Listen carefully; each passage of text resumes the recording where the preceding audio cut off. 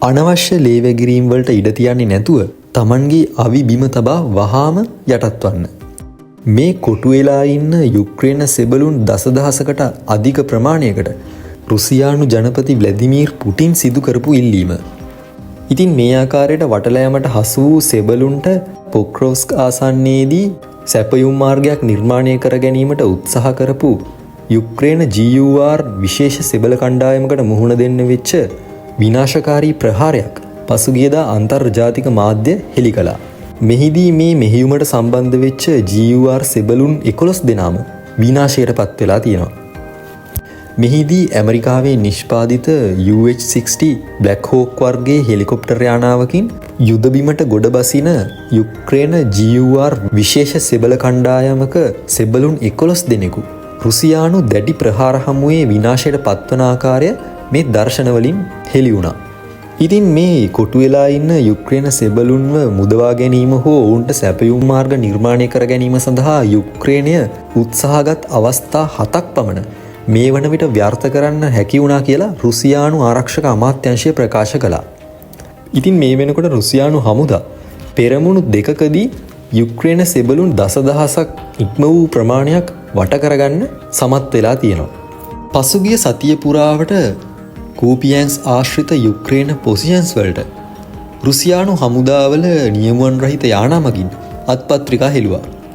ඒ Ukraine 14 Separate Territorial Defense Brigade එකේ සෙබළුන්ට අනවශ්‍ය ලේ වැගිරීමකට නොයා අවි බිම තබා යටත් වෙන්න කියලා. රුසියානු ජනපතිගේ නියෝගයකට අනුව මේ වෙනකොට මොස්කව් පාලනය විදේශ මාධ්‍යවේදීන්ට ආරාධනා කරලා තියෙනවා රුසියාව යුක්‍රේන සෙබළුන් වට කරලා තියෙන ප්‍රදේශවලට ඇවිල්ලා යුක්‍රේන සෙබළුන්ගේ ඇත්ත තත්ත්වය සොයා බලලා ලෝකයට වාර්තා කරන්න කියලා. කොහොම වුණත් යුක්‍රේන රජය මේකට තවමත් Tamanගේ අවසරය දීලා නැහැ. ඉතින් මේ සීමිත කාලය පුරාවට රුසියාව මේ ප්‍රදේශවලට එල්ල කරන ප්‍රහාර නවත්වන්න මේ වන විට රුසියානු ජනපති නියෝග කරලා තියෙනවා.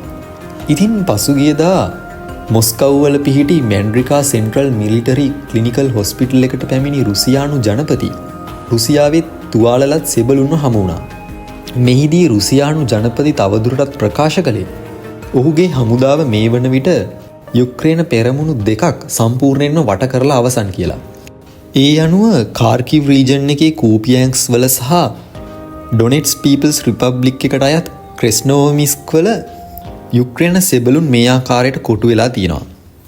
ඉතින් මේ ක්‍රෙස්නෝමිස්ක් කියන්නේ 2016න් පසුව යුක්‍රේනිය විසින් පොක්‍රෝස් කියලා හඳුන්වන ප්‍රදේශ. ඉතින් රුසියානු ජනපතිට අනුව යුක්‍රේන මාධ්‍යවේදීන් වුණත් මේ ප්‍රදේශවලට ඇතුල් වෙලා මේ යුක්‍රේන සෙබළුන්ගේ තත්ත්වය හෙළි කරනවා නම් ඒ කාල සීමාව තුළදී මේ ප්‍රදේශවලට එල්ල කරන රුසියානු ප්‍රහාර නවත්වන්න රුසියානු හමුදා සූදානමින් ඉන්නවා. තවදුරටත් රුසියානු ජනපති මෙහිදී ප්‍රකාශ කළේ මේ ආකාරයට මාධ්‍යවේදීන් මේ ප්‍රදේශවලට ගිහිල්ලා යුද බිමේ සත්‍ය තත්ත්වයේ ලෝකයට වාර්තා කළ යුතු බවත් ඒ අනුව යුක්‍රේන දේශපාලන නායකත්වයට අසව් ප්‍රදේශවලදී කළා වගේ මේ සෙබළුන්ගේ සහ පුරවැසියන්ගේ අනාගත ඉරණම ගැන තීරණයක් ඔවුන්ට ගත හැකි බවත්. ඒ වගේම කීව් රජය ඩ්‍රෝන ප්‍රහාර යොදාගෙන හෝ වෙනත් ආකාරයකට මේ ප්‍රදේශවලට පැමිණෙන මාධ්‍යවේදීන්ට පහර දීලා එහි වරද රුසියාව පිට පටවන්න උත්සාහ කළොත් එවැනි ආකාරයේ ප්‍රකෝප ගැන්වීම් කිසිවක් මොස්කව් පාලනය කිසිසේත්ම ඉවසා නොසිටින බව පුටින් මෙහිදී වැඩිදුරටත් ප්‍රකාශ කළා. ඉතින් මේ ආකාරයට අත්පත්‍රිකා හෙළීම සහ පුටින් පැවැත්වූ මාධ්‍ය සාකච්ඡා තුලින් රුසියාව මේ වෙනකොට යුද බිමේ අත්කරගෙන තියෙන සාර්ථකත්වය පෙන්වුවා වගේම යුක්‍රේන නායකත්වයට දැවැන්ත පීඩනයක් එල්ල කරලා තියෙනවා මේ කොටු වෙච්ච සෙබළුන්ගේ ජීවිත ගැන තීරණයක් ගන්න. මේ වටලෑම සම්බන්ධයෙන් රුසියානු ජනපති පුටින් සමග පැවැත් වූ මාධ්‍ය සාකච්ඡාවකදී රුසියානු හමුදාවේ චීෆ් ඔෆ් ජෙනරල් ස්ටාෆ් වැලරි ගැරසිමොව් වඩාත් පැහැදිලි විග්‍රහයක් සිදු කළා. ඔහුගේ විග්‍රහයට අනුව රුසියාවේ විශේෂ මෙහෙයුම යටතේ ඩොනෙට්ස් සහ ලුහාන්ස්ක් පීපල්ස් රිපබ්ලික් වගේම සැපොරිසියා සහ කෙරසන් ප්‍රදේශ මුදවා ගන්න හමුදා කණ්ඩායම් තවදුරටත් මෙහෙයුම් සිදු කරමින් පවතිනවා. ඔහු මෙහිදී ප්‍රධාන වශයෙන් පෙරමුණු දෙකක් ගැන කතා කළා. මුලින්ම රුසියාවේ සෙන්ට්‍රල් ගෲප් එකට අයත් 2nd සහ 51st ආමිවල හමුදා කණ්ඩායම් ඉදිරියට ගමන් කළා ක්‍රෙස්නෝමිස්ක් එහෙම නැත්නම් පොක්‍රෝව්ස්ක් සහ ඩිමිට්‍රෝව් වල යුක්‍රේන බටයන් විශාල ප්‍රමාණයක් කොටු කරගෙන තියෙනවා. යුක්‍රේන බැටෑලියන් 31කට අයත් විශාල බටයන් ප්‍රමාණයක් මෙහිදී කොටු වෙලා තියෙනවා. මේ යටතට යුක්‍රේන හමුදාවේ 25 වන යාබෝන් බ්‍රිගේඩ් එක, 79 වන ඇසෝල් බ්‍රිගේඩ් එක, 68 වන ජේගර් බ්‍රිගේඩ් එක, 35 වන සහ 38 වන මැරයින් බ්‍රිගේඩ, 425 වන සෙපරේට් ඇසෝල්ට් රෙජිමන්ට් එක, 153 වන සහ 155 වන මෙකනයිස්ඩ් බ්‍රිගේඩ් අයත් වෙනවා. වැඩිදුරටත් ඔහු ප්‍රකාශ කරේ රුසියානු සෙකන්ඩ් ආර්මි එකේ 30 වන සෙපරේට් මොටරයිස්ඩ් රයිෆල් බ්‍රිගේඩ් එක සහ 439 වන රයිෆල් රෙජිමන්ට් එකත් 51st ආර්මි එකේ 9 වන සහ රූබිකොන් අන්මෑන්ඩ් ටෙක්නොලොජි සෙන්ටර් එකේ හමුදා කණ්ඩායම් සිදු කරපු සාර්ථක මෙහෙයුම් වලින් මේ සාර්ථකත්වය අත්කරගෙන තියෙනවා කියලා. මේ ආකාරයට කොටු කරපු යුක්‍රේන සෙබල කණ්ඩායම් වල ප්‍රහාරක ශක්තිය මේ වෙනකොට සෑහෙන විදියට බිඳ හෙලලා තියෙනවා වගේම ඔවුන්ට පවතින සැපයුම් සියල්ලක්ම වගේ අවහිර කරලා තියෙනවා.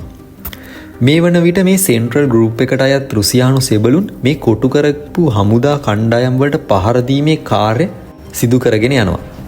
ඔහු ඊළඟට අවධානය යොමු කළේ කූපියන්ස් ආශ්‍රිත ගැටුම් වලට. මේ වන විට රුසියානු හමුදා කූපියන්ස් නගරයත් වටලලා තියෙනවා.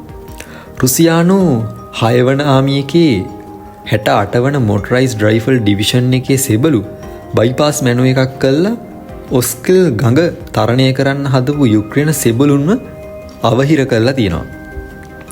ඒ වගේම පළවන ටැංක් ආර්මි එකේ 47 වන මොටරයිස්ඩ් රයිෆල් ඩිවිෂන් එක සහ 27 වන මොටරයිස්ඩ් රයිෆල් බ්‍රිගේඩ් එක නැගෙනහිර කූපියන්ස් ගංගාවේ වම් යුර අවහිර කරලා තියෙනවා. ඉතින් මේ ප්‍රදේශයේ යුක්‍රේන හමුදාවේ 14 වන 43 වන 116 වන මෙකනයිස්ඩ් බ්‍රිගේඩ් වගේම යුක්‍රේන නැෂනල් ගාර්ඩ් එකේ ෆස්ට් බ්‍රිගේඩ් එකත් කොටු වෙලා තියෙනවා.